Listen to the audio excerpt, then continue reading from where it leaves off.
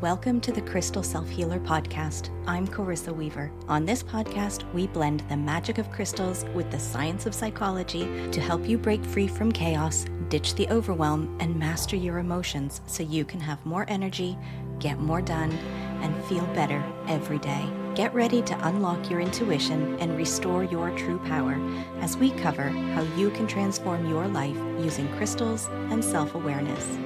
Are you ready to get started? All right, let's go.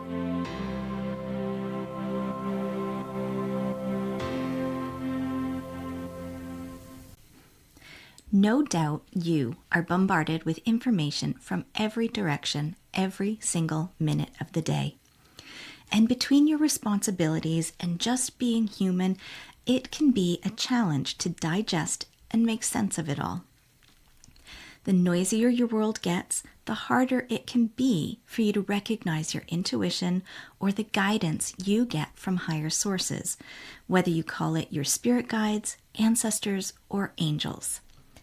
Many of us take comfort in knowing that we are part of something bigger, something to give a greater sense of meaning to your life.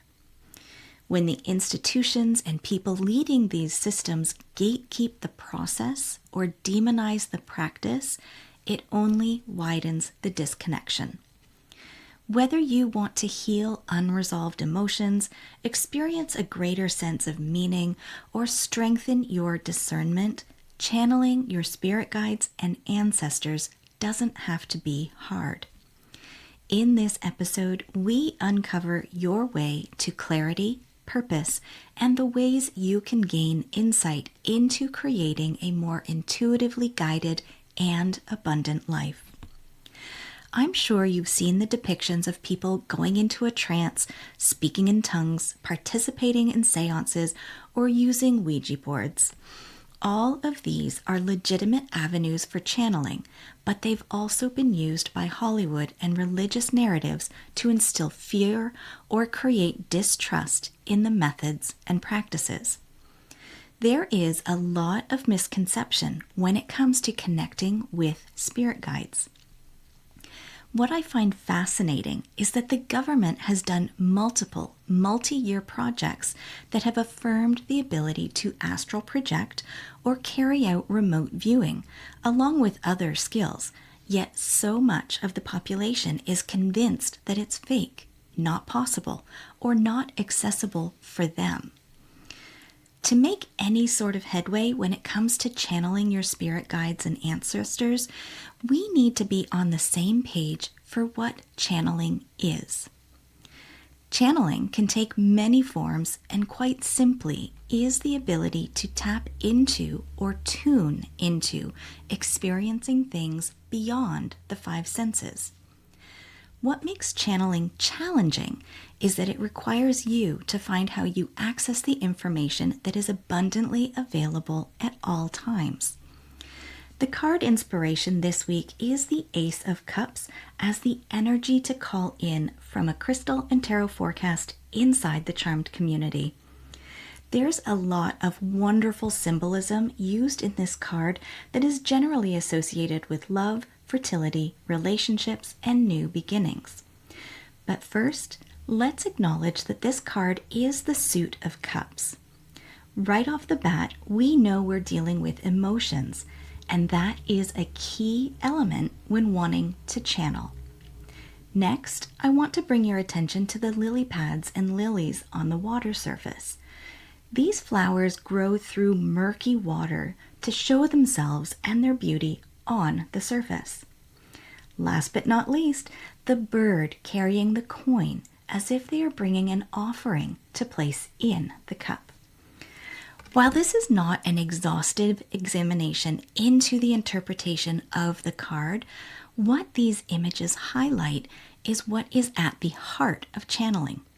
The ability to access the feelings and emotions as well as get through the murkiness to access the offerings being made to you at any given moment. Everyone has the potential to channel.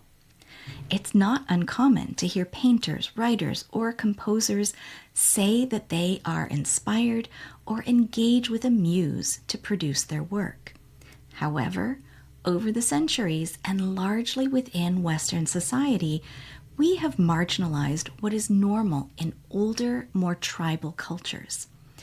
We're conditioned to want to predict or control our environment, to believe there's risk if we don't protect ourselves from the dangers of our modern lives.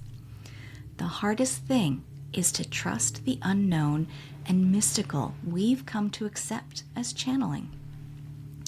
The way you will commune with spirit is individualized and personal. The tools used to get there, whether it be crystals, tarot, automatic writing, Ouija boards, pendulums, or any other tool, isn't the important thing. What is establishing the permission to receive the messages. So whatever tool you resonate with, that's the one you should use. Quite often, you will put your ego and physical self in front of what's coming through, or reshape messages to make sense to your lived experience. What I want you to take away from this episode is that there is no one path, no one way you will channel or become the conduit for information to come through. The key to communing with spirit is to ensure that your ego and busy mind are not influencing the moment. Whether you experience clairaudience, clairvoyance, or any other form, you have ready access to the offerings of the universal knowledge. One of the most direct ways you can discover which way you connect with and channel your spirit guides and ancestors is to meditate. When you practice meditation, you learn to recognize the antics of your mind. You might think that the objective of meditation is to achieve the quietness and stillness of the mind, and yes, that happens to be one of the side benefits. But knowing how your mind plays tricks on you or throws up blocks is the real win. Knowing these things gives you the ability to discern between your mind and your ego from the messages you are tapping into and receiving. For some, channeling will involve accessing an altered state. For some, this altered state can take up a lot of energy. For others, channeling can be as easy as breathing. When starting to work with energy, it's not uncommon to feel exhausted or drained after a session. The learning curve is in realizing you're a conduit, not the actual force for the energy. That's what makes this endeavor frustrating and reinforces the benefit of meditating regularly and brings us back to the Ace of Cups. The offerings are all around us. It's up to you to embark on the journey to feel them, sense them, know them by understanding you, your mind, and your emotions. The crystal I'm going to offer today that will support you in channeling your spirit guides and ancestors is Chrysocolla, and here's why. When your goal is to get greater clarity in channeling, Chrysocolla supports opening and cleansing of the heart and throat chakra. You'll feel more at ease receiving and expressing intuitive messages and distinguishing them from your ego and genuine guidance. Emotions, especially those being overlooked, ignored, or stuffed down, can interfere with and block channeling. Chrysocolla supports you in overcoming fear, stress, and confusion so you can move through the murkiness and overwhelm into clarity and light. Discernment between your own thoughts and those received through channeling is the work to be mastered, and Chrysocolla encourages tapping into your higher consciousness. You'll be better equipped to recognize and follow divinely inspired speech and communication. And through its soft, soothing, feminine energy, Chrysocolla supports you in accessing and embracing your goddess essence. By feeling more at home in your physical body, at peace in your emotional being, you'll experience more confidence in your intuition, your spiritual practice, and tools. For the most part, I think you know exactly what ritual I'm going to be suggesting for you here today. and that would be to meditate. For that, you will need Chrysocolla and a few minutes of uninterrupted time. The goal is to keep it simple by just focusing on your breath and noticing if and when your mind wanders or starts to fixate and focus on something. The power comes in the observation, not in the suppression, and then the redirecting back to the breath. You learn how your brain works, what it feels like when your brain starts to worry, and how it will try to distract you or harness your attention. This is all normal. It's what your brain is designed to do. Keep you safe, use the least amount of energy, and it does that through repetition of what you know.